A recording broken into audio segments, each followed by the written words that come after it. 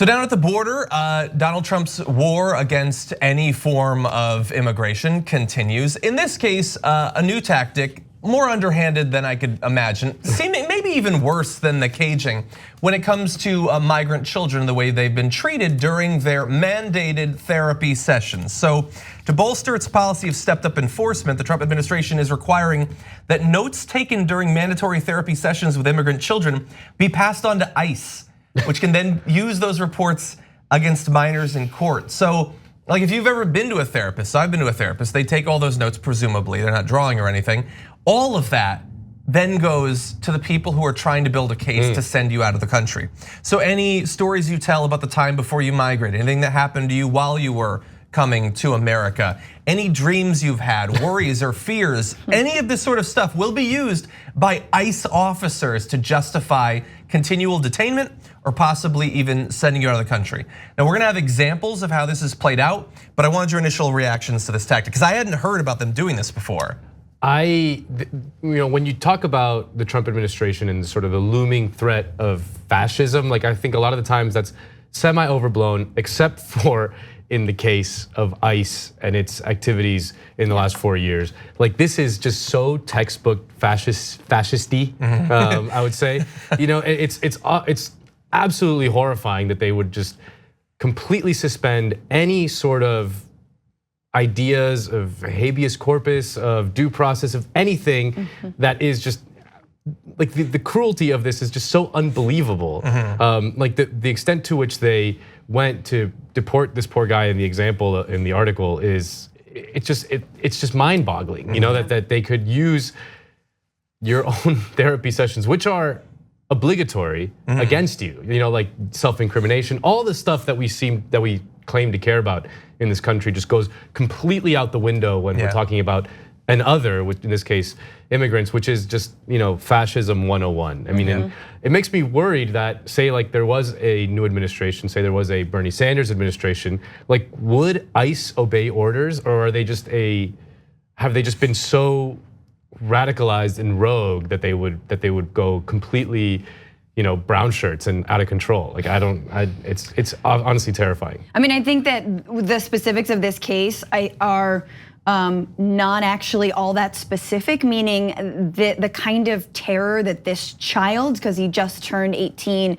had been facing for years. He's been in detention for 2 years already. But the kinds of things that he's been facing are the kinds of stories that we've been hearing from minors for so many years. And there is a crisis because there is gang violence, right? In, I think his country of origin is El Salvador. And so he talks about to his therapist under confidentiality, right, that he was beat by his grandmother who was an alcoholic, and then she died, and that was some relief. But then MS-13 took over his home and then forced him into selling drugs, right, which is now being used against him, even though he was forced by a gang to do so. Then his cousin was also taken by MS-13, refused to comply with MS-13, and then he was forced to brutalize his own cousin in front of the gang in order to spare his life. This child has been through so much. And in fact, a judge ruled that he had been through enough and that I can't remember who it was, but they were gonna give him bond and he could leave. Well, then ICE intervened again and said, no, we're taking it for him. We're gonna re-detain you. You can't get out on bond. And I guess when it comes to immigration, this administration, part of that fascism is deterrence, right? Like we're going to make it so horrible to immigrate to this country, whether it's by the wall, by Customs and Border Patrol, whether it's ICE, whether it's not giving you medical attention, whatever it's going to be, that therefore you will not immigrate. Well, what are you doing then? You're directly competing with who? MS-13. You are competing and saying, no, we can be worse than MS-13 and you should stay there. Essentially, you're becoming a gang. No, it is tough. So when Trump rails against how, well, it's these gangs and we're letting them into this country. No. The victims of gang violence are trying to seek asylum in this country. And your response is no, we're going to be as bad as the gangs. And they just need to fess up to that and say, yeah, no, we're actually trying to be as bad as the gangs. And until the US and Customs and Border Patrol is kidnapping people and forcing them into drug selling, then children and people who are escaping violence will always choose to leave. They will always choose to leave unless we get our own gang violence, which we're nearing there. Francesca gave you a good idea of that kid's life story, that like abused by his family, forced to abuse other parts of his family at the threat of death, was gonna be obligated to murder a random person to prove his loyalty to a gang he wanted nothing to do with, so he fled. Like, you would think if America was worth anything, it could save that child. But it can't, not the current America, doesn't want to anyway. And so that life experience, which we just talked about and Kevin relayed to his therapist, here is how ICE described that. Case notes provided by ORR. Per case notes, Kevin is affiliated with MS-13 in Honduras. Kevin was allegedly involved in a plot to kill his cousin. He has gang ties, poses a danger to the community, and is a flight risk.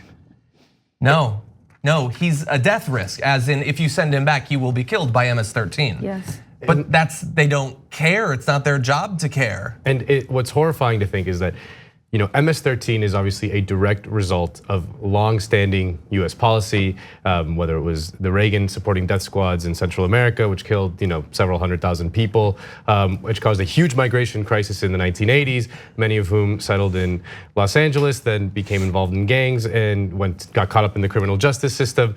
MS-13 was created in Los Angeles jail system. Then when they were deported, they brought that back to El Salvador.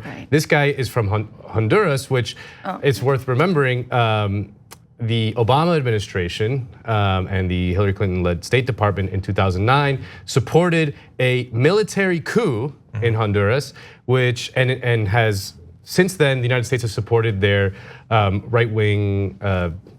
You call it president, but it's like a pseudo dictator, and has caused a huge social crisis in Honduras, which has led to this migration wave that we're seeing. So these are the direct results of US policy. And it's interesting because we never hear about Honduras and El Salvador. The country that we always hear about is our stated enemy, which is Nicaragua. They're not coming from Nicaragua. They're coming from our allies, which are Honduras and El Salvador. So you mean political enemy because they have a more left-wing government? Yes, political enemy because they're the Sandinista government, which we hate because they won the war in the 1980s.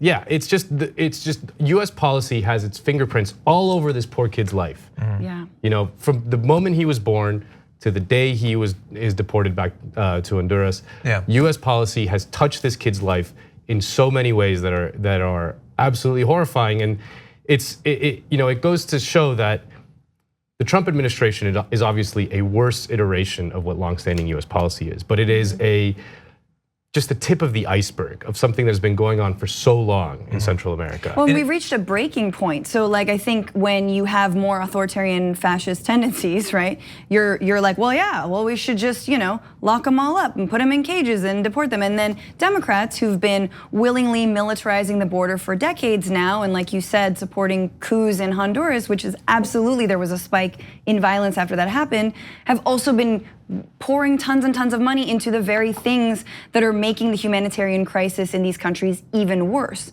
So when you reach a breaking point, and that is sort of, I think, why a lot of people have been pushed to say, let's abolish ICE. Because the reform is no longer a viable option here. And we're either faced with these two horribly militaristic, xenophobic, like abuses of human rights, or hey, let's just demilitarize. Hey, why is this body even here? It's not doing good. I wanna, in addition though, so if you read the full article, which is available on the Washington Post by Hannah Dreier, they do go into depth into Kevin's story, but there are other examples because this is a widespread policy that's affecting a lot of people. I wanna give you a few ideas of how it's happened. So in Arizona, there was a 15-year-old who told a therapist he had participated in 50 murders. A number he quickly took back and said it had been a boast. It wasn't based on anything. Obviously. No, I think he killed 50 people. Yeah, Jesus. He was moved to high security detention and his asylum case remains under review. In California, a teenager who had been detained for 11 months already confided to shelter staff that he wanted to die. In an asylum hearing, the confession was read aloud as evidence he was a danger to himself and should be deported. Yes, that makes sense. That's totally a thing that makes sense. Yep. In Virginia, a 16-year-old told a shelter therapist that his brother was wanted for murder in El Salvador. The therapist reported that the 16-year-old himself was involved in a murder, and he was transferred that same day to secure detention. I'm glad that she sketched out sort of how we got here and how the policies of our government have created it. At this point, they get here, all that's, we can't fix all of that. No. Yeah. Hopefully therapy could do something, but that itself has been turned into a tool of oppression. And then, like, how easy would it have been to save Kevin? To let Kevin in, integrate him into America? It would have cost America nothing. But we won't even do A fraction of that. what it costs to hold him for 2 years in a detention center, and then Which has got to be expensive. Yeah, and then lawyers, all these deportation cases are hugely expensive. You know, they involve judges and lawyers and all that stuff, and that stuff costs money. Yeah. And instead of, like, you could bring him into the United States, attach a social worker who is trying to help him and integrate him into society. Put him as part of our education system. We could have saved this kid. Instead, we're probably condemning him to either instant death, or he's probably gonna have to be forced to choose, if he still has this option, to rejoin a life of gang violence. Thanks for watching the Young Turks, really appreciate it. Another way to show support is through YouTube memberships. You'll get to interact with us more. There's live chat emojis, badges. You've got emojis of me, Anna, John, JR, so those are super fun. But you also get playback of our exclusive member-only shows and specials right after they air. So all of that, all you gotta do is click that join button right underneath the video. Thank you.